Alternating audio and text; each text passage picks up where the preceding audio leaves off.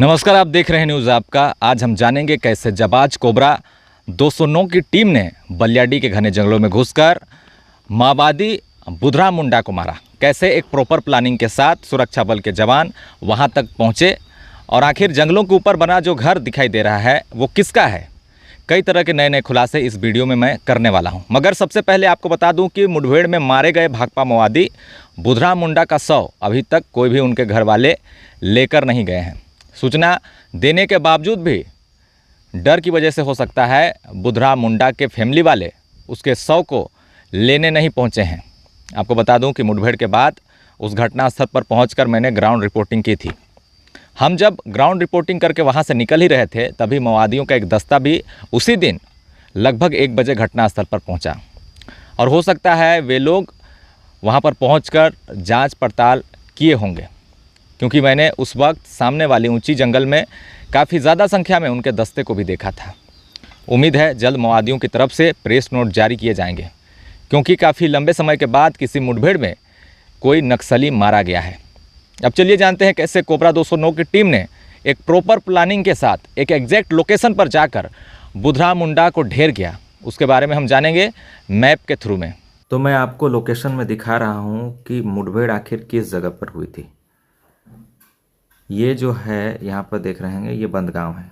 बंदगांव से कोचांग के लिए एक सड़क जाती है, एकदम यहाँ तक सीधी चल जाएगी। वो एक तरफ इधर मुड़ने से अलग रास्ता हो जाता है। तो ये 21 किलोमीटर का डिस्टेंस है बंदगांव से। अगर हम बात करें तो कोचांग पहुँचने के बाद एक रास्ता देखा जाए तो यहाँ पर एक इधर चला जाता है और एक सीधी चल जाते हैं। तो हमें सीधी रास्ते को पकड़ना है।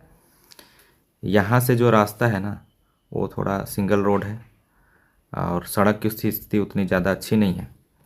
कुछ दूर चलने के बाद लगभग 4 किलोमीटर आसपास के चलने के बाद 3.5-4 किलोमीटर चलने के बाद यहाँ पर जो है हमें यहाँ से थोड़ी ऊंची चढ़ाई चढ़नी पड़ती है। इस जगह पर देखिए, मैं आपको दिखा देता हूँ। इस जगह पर यहाँ से जो है चढ़ान शुरू हो जाती है यहाँ तक। यहाँ पर एक घर है और रास्ते भी जो है बीच बीच में गड्ढे हैं और काफ़ी ऊंची चढ़ान है और दोनों तरफ घना जंगल है। इधर भी घना जंगल है। अब आपको मैं दिखाता हूँ कि आखिर जहाँ पर हम घटनास्थल पर पहुँचे थे आखिर वहाँ पर क्या है। यहाँ पर देखिए, ये एक घर है। घर दिख गया आपको? इस घर में 3 कमरे हैं।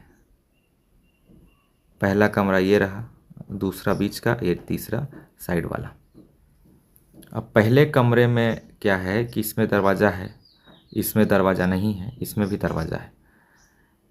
इसमें खिड़की नहीं है, इसमें खिड़की है, इसमें खिड़की है। ये बिल्कुल खुला है। यहाँ से कोई भी भाग सकता है, यहाँ से कोई भी घुस सकता है। अब ये जो सबसे साइड वाला कमरा था, यहाँ पर गैस चूल्हा था, बर्तन थे, ढेर सारा खाने पीने का चीज़ है। और ये लास्ट वाला जो कॉर्नर है इसमें एक पलंग रखा हुआ है सोने के लिए। अब आपको मैं बताना चाहूँगा कि हम जब यहाँ पहुँचे और यहाँ से पहुँचने के बाद हमने बाइक को यहाँ से यहाँ पर रखा और ये जो है चदरा का बनाया हुआ एक घर था। यहाँ पर सारे तरफ जगह सामान बिखरा पड़ा है, क्योंकि ये मैप पुराना होगा। यहाँ पर बिल्कुल प्लेन है, मिट्टी भर दिया गया है, प्लेन है। हम जब पहुँचे तो यहाँ पर एक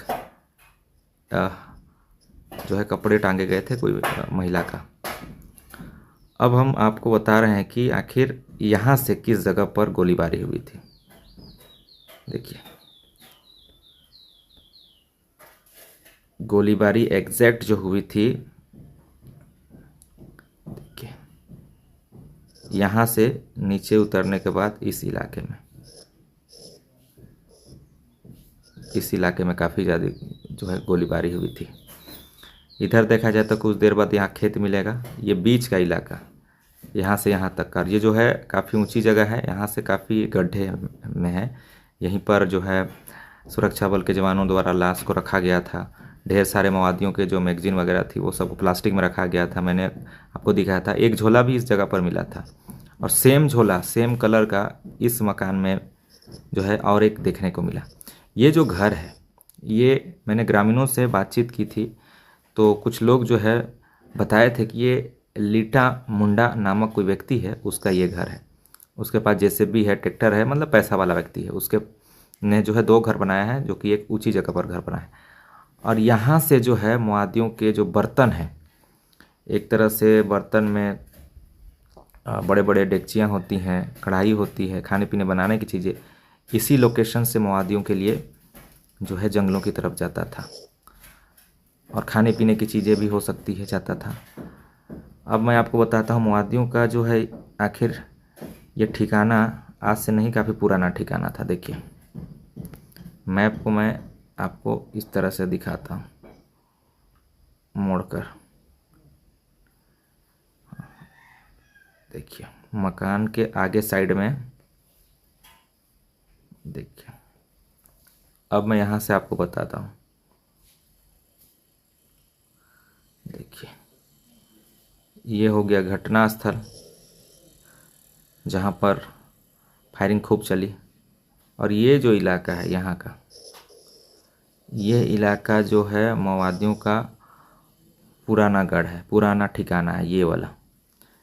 ये टारगेट 1, ये टारगेट 2 जो है सुरक्षा बलों को ये सूचना मिली थी कि इन्हीं इलाकों में माओवादी भ्रमणशील हैं, क्योंकि उनका एक तरह से देखा जाए तो ये पुराना ठिकाना था माओवादियों का, क्योंकि पेपर पहुंचता था उन तक और घर के नज़दीक यहाँ पर आसान था। अब सबसे बड़ा सवाल ये भी है कि सुरक्षा बल के जवानों ने उनको कैसे घेराबंदी की है, कैसे इतने घने जंगलों के बीच में सुरक्षा बल के जवान घुसकर उन्हें जो है मार गिराते हैं। ये नीचे जाने के बाद यहाँ पर खेत मिलेगी, यहाँ पर ऊंची चढ़ान है, यहाँ से यहाँ जो है आसानी से आप आर पार देख सकते हैं, एक दूसरे पर नज़र भी रख सकते हैं। घना जंगल है पर दिखाई देता है, बीच में बिल्कुल गड्ढे हैं, काफ़ी ज़्यादा गड्ढा। और इधर जो है गांव है, यहाँ पर एक टावर भी लगा हुआ है, मोबाइल टावर। और सबसे अच्छी बात इस जगह की ये भी लगी कि यहाँ पर मोबाइल नेटवर्क का दिक्कत नहीं है। आपको 2 से 3 मोबाइल सिग्नल मिल जाता है, जो कि जियो का टावर हमें आसानी से इस जगह पर आराम से मिल जाता है। ये पता नहीं एयरटेल का है चालू है वो नहीं पता, पर यहाँ पर हम बातचीत कर सकते हैं, यहाँ से भी बातचीत कर सकते हैं, नीचे से भी बातचीत कर सकते हैं हम लोग। अब सबसे बड़ा सवाल है कि कोबरा बटालियन की टीम आखिर माओवादियों को कैसे घेर कर ढूंढ कर जो है मार गिराया। देखिए तो उसको समझने के लिए आपको देखना होगा इसके अगल बगल इलाकों को।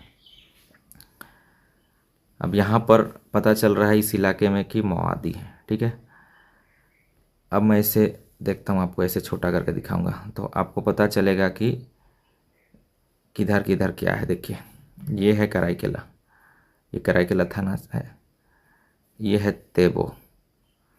तेबो में भी जो है एक तरह से तेबो स्टेशन देख रहे हैं, पुलिस स्टेशन है, ज़्यादा डिस्टेंस नहीं है। और ये जो इलाका है काफ़ी घना जंगल है, इधर भी काफ़ी घना जंगल, इधर भी काफ़ी घना जंगल है, इधर भी काफ़ी घना जंगल है। पर ये जो इलाका है, देखिए ये इलाका पीछे तरफ से, यहाँ से ये इलाका काफ़ी देखा जाए तो खाली जगह है, मगर खाली जगह से सुरक्षा बलों को भी जाना देखने से जो है सुरक्षित भी नहीं है और दूर से निशाना लगाया जा सकता है। तो कोबरा टीम जो है उसे घेरने के लिए 2 दिन का वक्त लगाई थी, यानी कि पहले दिन तो चारों तरफ से उसे घेरने की पूरी तैयारी हुई।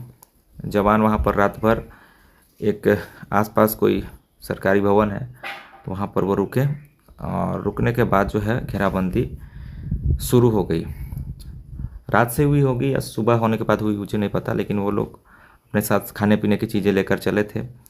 कोबरा की टीम इन इलाकों में दाखिल हो जाती है और दाखिल होते ही घेरना चालू करती है उस इलाके को। इधर साके का जंगल है, इधर देखिए साके है, ये बलियाडी है, और इधर उदय नारायणपुर, यानी कि एग्जैक्ट इस लोकेशन पर जो है कोबरा की टीम टारगेट बनाकर उनको घेर कर जो है एक तरह से गोलियों से भून दिया जाता है। बुधराम उस वक्त मारा जाता है। तो आपने देखा कि इस तरह से जो है ये एरिया है। मैं आपको, और उस दिन जब मैं गया हुआ था घटना स्थल पर। तो उस दिन की बात आपको बता रहा हूँ। एक्चुअली उस दिन भी कुछ ऐसी चीज़ें हुई थी जो मेरे दर्शक उसे जानना चाहिए। उस दिन हम लोग इस जगह से इधर से हो आए, यहाँ पर बाइक हमने रखी। यहाँ पर जो है हम लोग काफ़ी देर तक 20 मिनट से भी ज़्यादा होगा वक्त, आधा घंटा तक हमने रिपोर्टिंग करा और यहाँ से फिर ऊपर आ गए। और यहाँ से जब हम सामने देखते हैं तो इन आसपास के पहाड़ी में, जो कि पुराना नक्सलियों का गढ़ है ये, वहाँ पर कुछ लोगों की एक्टिविटी हमें दिखाई दी उस दिन ही। उसके बाद हम यहाँ से इस रास्ते से जो है आगे की तरफ बढ़ने लगे, इधर आगे की तरफ। और मेरे दोस्त ने बोला कि ये रास्ता तो गलत है, तो फिर दोबारा लौट कर हम लोग वापस चले गए। यहाँ से भी जब हम यहाँ देख रहे थे इस जगह पर, तो कुछ लोग हमें दिखाई दिए। और जब लौट रहे थे हम लोग यहाँ पर, तो इस आसपास लगभग इधर से 3 लोग दिखाई दिए थे जो हमें देख रहे थे। हम बाइक से फिर वापस चले गए, क्योंकि उस वक्त जो है फोर्स नहीं थी। यानी कि इन इलाकों में देखा जाए तो काफ़ी लंबे समय से जो है माओवादियों की एक्टिविटी रही है। ये ऐसा हम नहीं कह सकते हैं कि कुछ दिन पहले ही आए हैं माओवादी, यानी काफ़ी दिनों से रहे। और आसपास के गांव के कुछ अब हम बात करेंगे। अगल बगल इधर बोंदा हो गया, चितपिल हो गया, या फिर कोमी हो गया, कोर्रा हो गया, और बहुत सारे अगल बगल कुछ ऐसे गांव हैं जो कि मैप में शो नहीं कर रहा है। तो उन इलाकों में भी जो अमित मुंडा है या फिर प्रभात मुंडा है, उसकी जानकारियां जो है लोगों के द्वारा ऐसी बताई जाती है कि जो ये प्रभात मुंडा है वो, उसके अभी बाल नहीं है और वो काफ़ी बूढ़ा भी हो चुका है। और ये आसपास के देखा जाए तो जो गांव हैं, जिसमें कई ऐसे गांव हैं अगल बगल देखा जाए तो गांव हैं, वहाँ के लड़के जो हैं अब बाहर चले जा रहे हैं डर के मारे। क्योंकि यहाँ पर घटना होने के बाद पुलिस की एक्टिविटी इन इलाकों में, अब सुरक्षा बलों की एक्टिविटी धीरे धीरे बढ़ने वाली है, ये सोचकर वो लोग बाहर की तरफ चल रहे हैं। लेकिन बहुत सारे लोग इन इलाकों के इस पार्टी से जुड़े हुए हैं। अड़की जो है यहाँ से नज़दीक होगा काफ़ी ज़्यादा। देखिए थोड़े दूर जाएंगे तो इधर उली हाथू पड़ेगा, अड़की, ये सब तमाम इलाके हैं जो कुछ कुछ छोटे छोटे गांव हैं। जो हम बात करेंगे उसका बीरबांकी, देखिए जो अमित मुंडा का गांव है वो भी यही आसपास कहीं पर है। तो देखिए इस तरह से जो है पूरा ऑपरेशन को अंजाम तक पहुंचाया गया है। तो आप खुद सोचिए सुरक्षा बल के जवान किस तरीके से माओवादियों को ढेर किए हैं।